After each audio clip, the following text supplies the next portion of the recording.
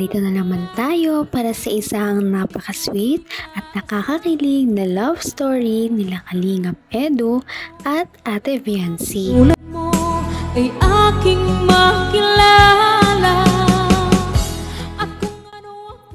Para sa pagpapatuloy ng ating love story ay pumunta ang buong Kalingap team at si Ate Viancy sa Baguio.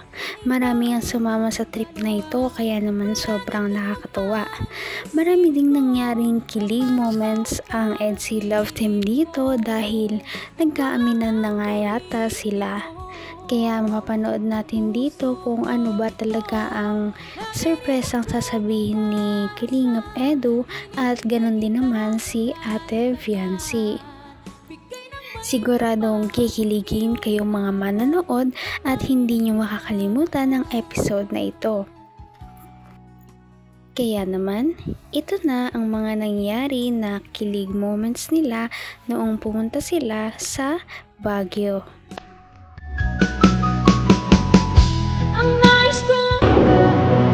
May ka-partner ka ngayon, dati wala. May ka-partner ka ngayon, dati wala. Ano? Bisaya.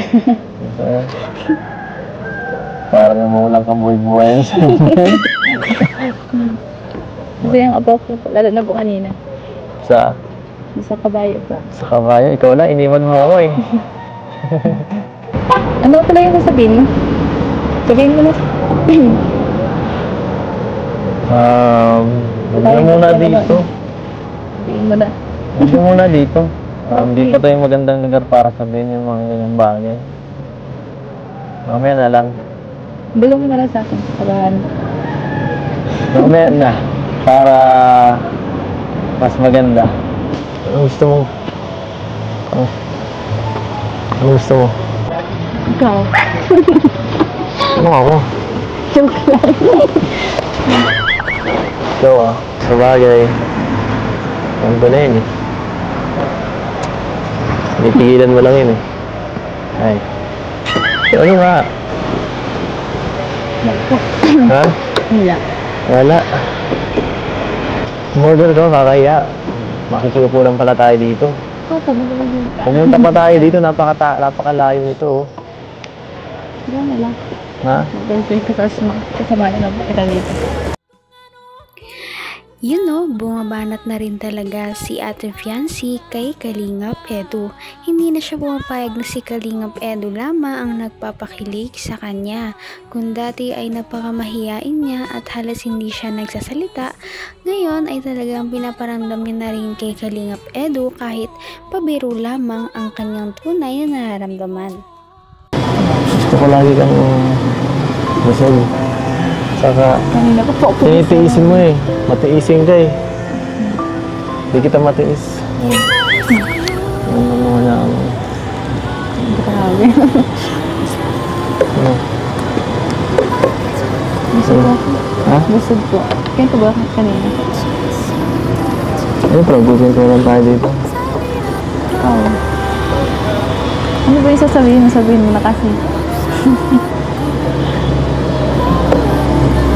Pangit dito.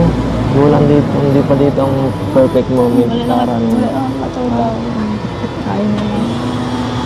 Gusto ko medyo, magandang, parang romantic ba? Napaka-plain dito.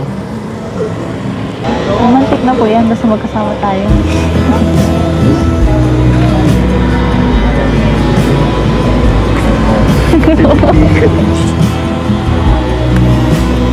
Sige na. Baka isang pa matungutan mo lang eh. Ano? Sige na. At baka may ibang viewers. Magalit pa sa akin. Sige.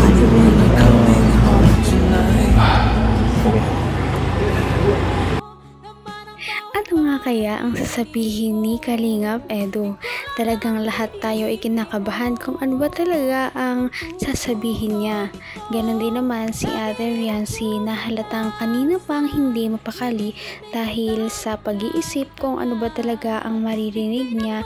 Kaya naman eto na nga, ang sasabihin ni Kalingap Edu. May ibang viewers. Magalit pa sa akin. Sige. Sige. Sasabihin ko na. Hindi na pa ako naghihintay. Sigurado ka? Hindi ka mabibigla ha. Bakit ano ko ba yun? Tulungan ka rito. Grabe, kailangan pang tumingin. Hindi naman siguro kahit ganito lang. Makikinig mo na ako. Baka hindi mo marinig eh. Baka sabihin, bakit paulit mo pa sa akin?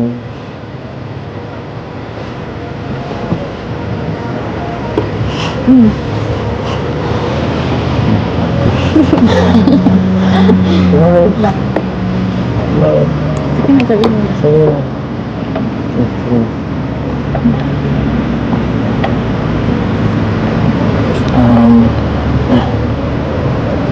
Nagpapawisan ako. Dito ka. Ang Biancy. Ang Biancy June. Grabe. Parang bubuhay ko yung pagod ka.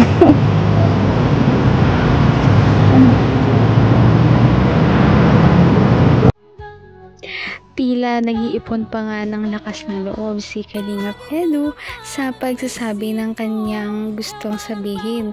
Siguradong napakabigat nito at siguro naman ay masasabi niya na ito sa itong pagkakataon na ito. Kaya naman labangan natin kung ano ba talaga ang tinatago ni Kalingap Edu. Kikiligin kaya si Biancy o hindi? Kamay na kita.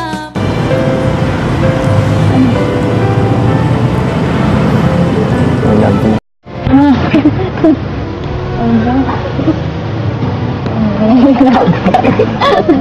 Kala ko kung ano yung sabihin ka eh. Ito na nga yun. Ito na. Seryoso.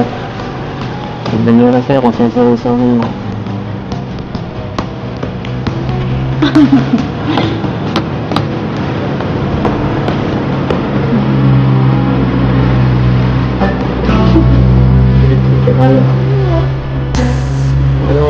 Ano pakiramdam mo?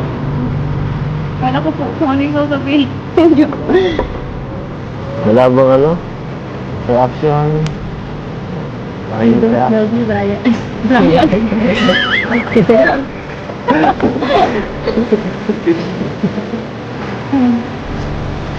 Binasig mo rin ako kahit dito. I don't love you, Brian. Ano nang pilit ako? Nahira. Basta nasabi ko na. Tara po, order na tayo.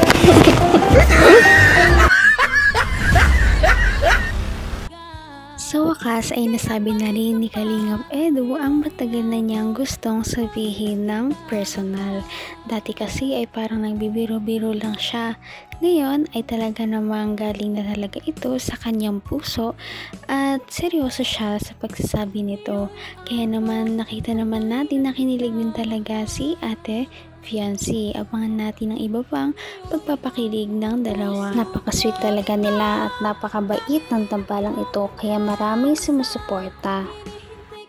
Kaya naman sana ipatuloy natin silang suportahan at mahalin si Fiancé, si Kalingap Edu at ang Kalingap team. Yun lamang at maraming salamat sa panonood. Abangan natin kung magkakatuluyan ba talaga si Kalingap Edu at Fiancé. Hanggang sa muli. Bye! Ngayon'y abot